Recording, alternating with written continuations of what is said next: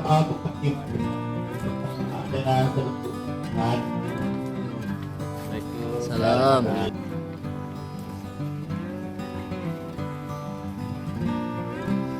Ini dibangun Anggaran 2022, di mana jembatan ini ke depannya ada jembatan yang bisa dilewati roda 4. Akses jembatan yang diharapkan itu ada di sebelah sana yang bisa dilewati.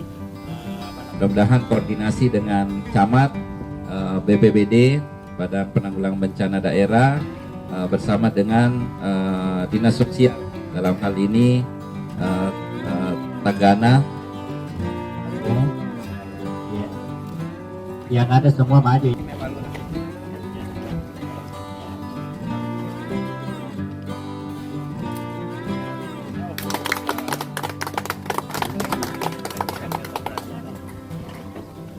Sangat berarti karena ada 530 rumah tangga yang selalu melewati di sini, belum lagi akses ekonomi masyarakat kita, baik nelayan ya maupun berbagai potensi ekonomi yang ada di wilayah Kelurahan Lelo ini, dan tentu kita berdoa berharap mudah-mudahan bencana yang melanda kita sudah 2 pekan ini cepat berlalu.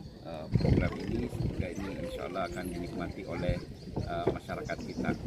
Alhamdulillah, karena kami dari masyarakat Lelo sudah menikmati dengan sangat seksama.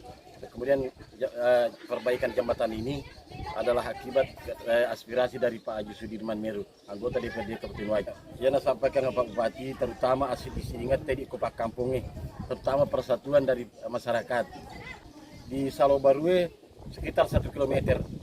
Terus, ini jembatan ini Pak berapa hari ini Pak? Maksudnya berapa hari perbaikannya ini? Sekitar 10 hari. Sekitar 10 hari. Iya. Ini melewati motor Pak? Ya, melewati motor dengan bemor. Iya. Ya, kami ucapkan terima kasih kepada pemerintah Kabupaten Wajo atas nama Bupati Kepala Daerah Wajo Bapak Amr Mahmud. Semoga bantuannya berkelanjutan terus. Terima kasih. Wabillahi taufiq. Wassalamualaikum warahmatullahi wabarakatuh.